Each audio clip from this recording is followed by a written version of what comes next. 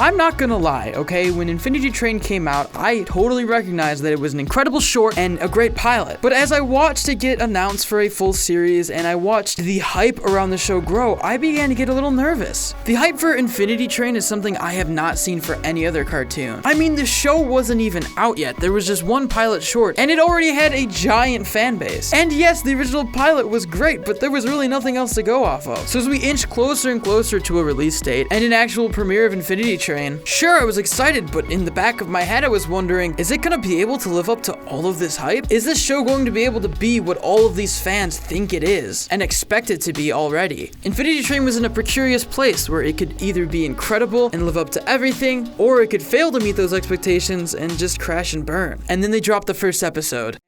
Oh my god. Not only does Infinity Train live up to all of the insane hype built around it, it manages to still exceed your expectations in ways you didn't even anticipate. This is not a good show. This is not a great show. This is an incredible piece of animation unlike anything I have ever seen before. It's exciting, it's invigorating, it leaves you on the edge of its seat. I really like this cartoon if you cannot tell. And with 5 episodes dropping as soon as next month, I thought it'd be important to talk about the very first episode and just try to convey how good this show is, because if you haven't seen it, you should see it. So if you have no idea what Infinity Train is, it's basically about a smart analytical girl named Tulip caught on a train that goes on seemingly forever, where each train car has its own mini pocket universe. And if that isn't enough, there's also a robot who's half depressed and half happy. That's it. That's the pit. What else do you need? Whether it's this incredibly unique and interesting storyline, its mystery and sci-fi elements, or its incredible cast of characters. And I mean this when I say Tulip is one of the greatest main characters I've seen in television in a very long time. The pilot centered on them going into some sort of dog universe inside of the train, but they didn't really explore the lore of the show, and there was a lot of questions. Why is Tulip on the train? Where is the train going? What are the numbers on her hand? So when I went into the first episode, I thought, okay, hopefully they answer some of these questions, but I was thinking that they were going to be a little mysterious about it. But no, they were jumping in the deep end in this first episode, okay? It just goes right into it. So let me talk about this episode and why it is so good. It opens with Tulip and her friend getting off of the school bus as she talks about how she's going away to game design camp. Everything about this right off the bat is amazing. You get this incredible score. The music in the show is so good. And just the overall look of the show, like it's at dusk and it's sort of winter in this farmland. It just gives off such a good vibe of like mystery and corn. They basically jump right into the story. Like the second they get off the bus, they're talking about the game design camp. They waste no time here. You get a pretty good gist of Tulip. She's confident in herself. She's smart. She's also eating an onion, so she's like weird. Why is she eating an onion? This really bothers me. Do people eat onions? Should I be eating onions? We get back to Tulip's house, and this is when we find out some pretty big news. Her parents had recently gotten divorced. Now, there's been a lot of cartoons that have handled serious topics in the past, but I've never seen a cartoon handle a topic like divorce so bluntly, so realistically, and just so openly. They don't try to hide anything. They don't try to censor anything. They're 100% brutally honest about how much divorce sucks and the impact it has on the kid, as well as the parents. So literally minutes into the show, we're already dealing with heavy divorce plot lines. If that doesn't show you how amazing and unique Infinity Train is, I don't know what you want. Tulip goes home and pretty much ignores her mom, who she's pretty spiteful at because of the divorce thing. She runs up to her room and begins coding. This is when you see how good of a problem solver she is, how smart she is, and her interest in video games. But then things take a turn when her mom calls her down and informs her that her dad and her can no longer take her to game design camp. This is because of the divorce, and they have one of the most realistic arguments I've ever seen in animation. It's incredible how honest and realistic this felt, and I know I'm repeating myself a lot, but there's really no other way to describe it. Infinity Train is telling a heavy story, and it's not holding itself back, and I respect it so much for that. Tulip runs up to her room angry, and that's when she decides she's going to game design camp, whether her parents are taking her or not. She gets her stuff and she jumps out the window, running towards Oshkosh, Wisconsin. It doesn't go as planned, and she immediately starts to take notice of how far away it is, when suddenly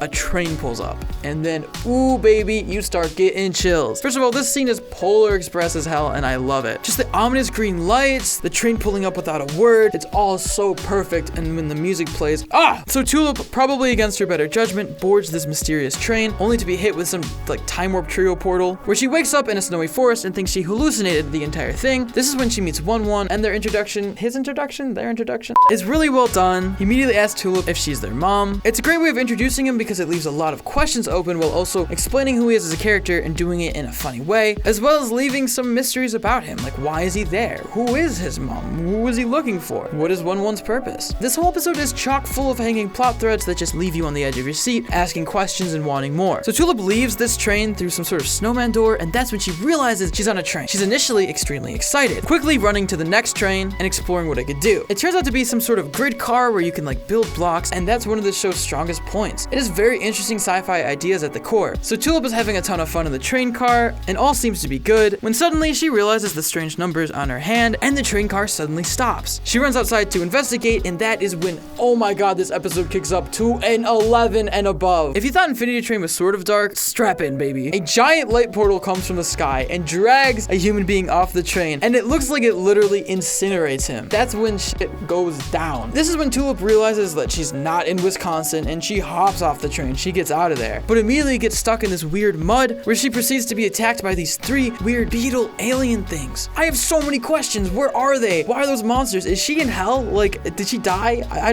don't know. These are some incredibly unique monsters, and they're also extremely terrifying. I'm watching this scene on the edge of my seat. My heart is racing. She runs back to the train, but she's not able to successfully get back in the train car alone because one of the beetle monsters follows her. This leads to an incredible action sequence where she has to fight it by using the grid room, and she's able to successfully escape and trap it in there. She starts to freak out and panic because who wouldn't? But Tulip's an analytical person, and she begins to dissect the situation. She rationalizes that they're on a train, so there must be a conductor. One confirms that there's probably a conductor, and all of a sudden she has a glimmer of hope till she looks ahead of her and sees all of the train cars literally going as far as the eye can see. And she realizes if she's gonna get off this train, it's not gonna be easy, but we're all in for an adventure. And that's it. That's the episode. It leaves you there hanging, wanting so much more. This is my legitimate reaction when the episode ended.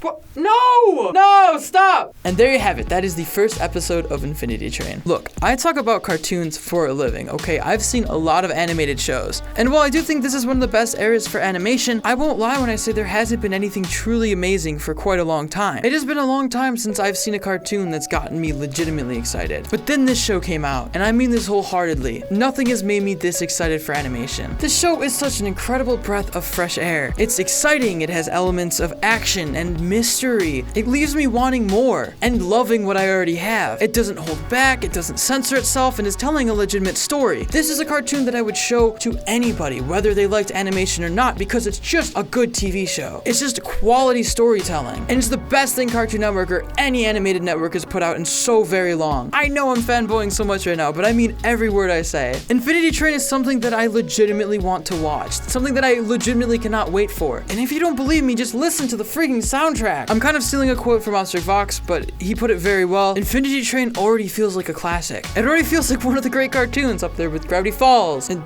I don't know, Tough Puppy. I guess the point of this video is to obviously share my opinion, but also to tell the story of a cartoon that exceeded expectations, beat the odds, and reinvigorated my love for animation. It's an incredible example of the type of story you can tell with this art form, and it's an incredible representation of how truly special animation and just great storytelling is. And also an incredible representation of what the animation community can do. I'm not saying we got this show greenlit, but there was a petition with 57,000 signatures to get it greenlit. You can't say that didn't have an impact, and that just showed how good the show was right out the gate. That 57,000 people felt the need to make it happen. I'm just glad those 57,000 people will not be disappointed. It's not like I need to tell you to go watch Infinity Train. You probably already watched it, and you're probably just as excited as I am. But I was so blown away by this first episode that I just had to geek out a little bit. I will be counting down the days until August 5th when the rest of the series starts to premiere. Until then, I guess I'll just be obsessively watching this first episode over and over until I die. But I shared my opinion, and I want to know yours. Did you like Infinity Train? Did you not like it? Let us know in those comments down below, or tweet to us at Roundtable Vids, or me at It's Retro Nemo. If you want to consider helping out the Roundtable, you can support us on Patreon and get exclusive access to scripts and avatars, or become a member of the channel. And as always, guys, if you enjoyed this video, make sure to give it a like, share it, and subscribe to the Roundtable for more incredible cartoon content, guys. I'm Nemo. This is a cartoon review, and I'll see you next time.